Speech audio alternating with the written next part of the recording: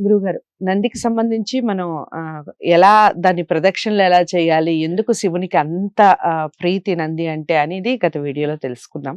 ఇక నందిని పూజ ఏ విధంగా చేసుకోవాలి? అసలు నందిని మాత్రమే చేయాలంటారా? ఈశ్వరునితో కలిపి నందిని పూజించాలంటారా? నందికి ఏమన్నా సెపరేట్‌గా పూజా విధానం ఏదైనా ఉందా? చెప్పండి. ఇప్పుడు నంది, గోవు ఒకటే. హ్మ్. హ్మ్. గోవుని గోమాత అంటాం. గోమాతకి గోవు విశ్వస్య మాతర, ప్రపంచానికే తల్లి. హ్మ్. హ్మ్. అలాంటిదే నంది. హ్మ్. అంచేత శివుడికి శివుడు ఎంతైతే ప్రాధాన్యత ఇస్తాడో నందికి, అలాగే పార్వతీదేవి కూడా అంత ప్రాధాన్యత ఇస్తుంది. హుహు. ఇద్దరి మధ్యనే అలాంటి సంబంధం. అంచేత ఈ నందిని మనం పూజించడం అంటే గోవుని పూజించడం అవుతుంది. హ్మ్. గో పూజ, గో హ్మ్. ప్రదక్షిణ, హ్మ్. ఇవన్నీ మనం చెయ్యవలసినవి చేస్తాం.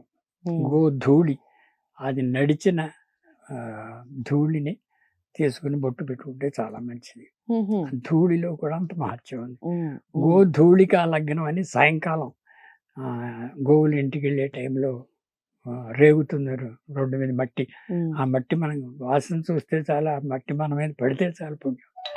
అంతటి గోవుకి ప్రాధాన్యత ఉంది కాబట్టి హ్మ్. ఆ గో పూజా విధానం, దగ్గరికి అష్టోత్తరం హ్మ్. అవన్నీ ఉన్నాయి. ఆ విధంగా గోవుని పూజ చేస్తాం. అదే విధంగా నందిని కూడా పూజ చేయడం.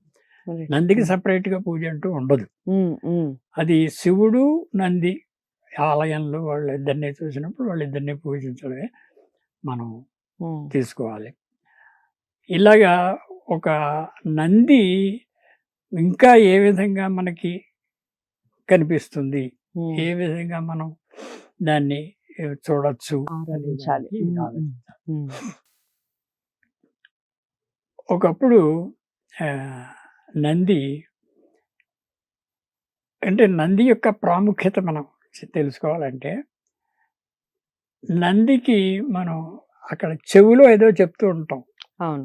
గుడికెళ్ళినప్పుడు హ్మ్. చెవిలో హ్మ్. చెబుతాం. ఏమిటది? కోరికలు. కోరికలేమిటి? కోరికల లిస్ట్ పెడతాం అక్కడ. కోరికలు నందికెందుకు చెప్పాలి హ్మ్. హ్మ్. అనేది ఉంది. అంటే డైరెక్ట్‌గా కాంటాక్ట్ ఉంటుంది గదా! ఆయనకి శివునితో అని. ఆ! అక్కడ చెప్తే ఈశ్వరునికి చెప్పినట్టుగా భావించడం. రికమెండేషన్. హ్మ్. చేత ఏదన్నా ఒక సమస్య వచ్చినప్పుడు హ్మ్. బ్రహ్మ, విష్ణు, పార్వతి ఏ దేవతలైనా సరే శివుడికి డైరెక్ట్‌గా వెళ్లి చెప్పే భయం హ్మ్. హ్మ్. చెప్పలేరెవరు. హ్మ్. ఆయనతో ఎదురుపడి ఇలా ఉందండి, ఇలా జరుగుతుంది మీరు కాపాడాలని ఆయన అనలేరు. కానీ వినాయకుడు, సుబ్రహ్మణ్యేశ్వర స్వామి వాళ్ళ పిల్లలు కూడా వాళ్ళు చెప్పడానికి భయపడతారు. హ్మ్. అలాంటిది ఒక్క నందికే ప్రాముఖ్యత.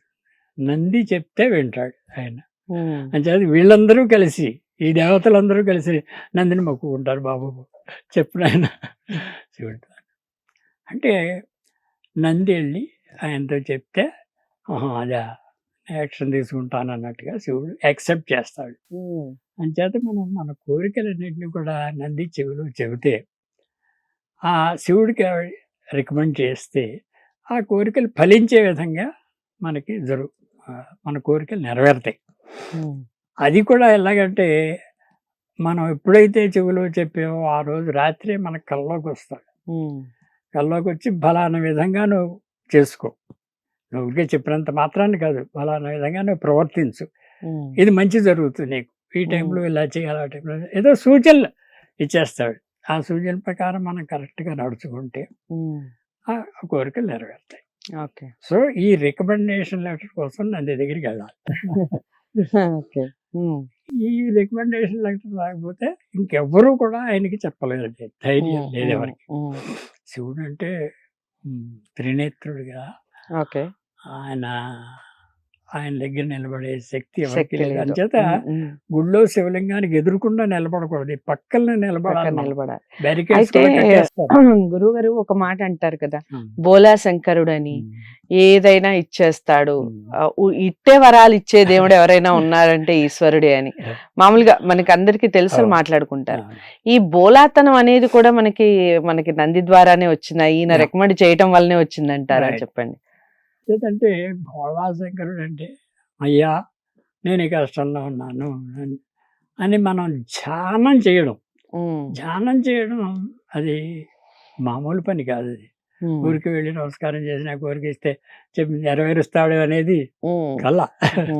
కానీ భోళాశంకరుడు కాబట్టి మనకి ఆయనకి ఇష్టమైన పనులన్నీ చేసి, ఆయనకి ఇష్టమైన పూజలు చేసి, ఆయన చెప్పిన ధర్మో రక్షతి రక్షిత, ధర్మాన్ని మీరు రక్షించండి ముందర.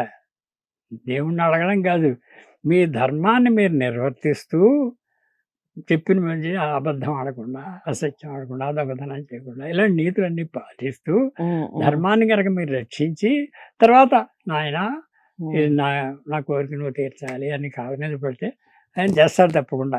అసలు ధర్మాన్ని వదిలేసి ఏదో దండం పెట్టి ఆయనే చేసుకుంటాడు అని అనుకుంటే మాత్రం జరగదు. అది భోళాశంకరుడు అంటే పొగిడినంత మాత్రాన అయ్యా అయ్యా నాకు ఇలా చెయ్యని మాత్రాన చేస్తాడు అనేదే తప్ప, మనం ధర్మం దారి తప్పితే ఎవరు ఏమీ చేయలేరు. ఏ దేవుడు ఏ దేవత చేయలేరు. ప్రపంచంలో మిమ్మల్ని రక్షించేవాడు ఎవరు లేరు, ఎవరు ఉండరు.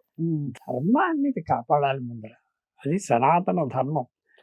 అంచేత ధర్మాన్ని వదిలేసి అంటే నేల విడిచి సాగు చేయడం అంటే, అలా గాలిలో మనం ఏదో దీపం పెట్టి నేనే మహత్తని అంటే జరగదు. మన ధర్మాన్ని పాటించడం అనేది మన మానవుడికి భగవంతుడు ఇచ్చిన వరం.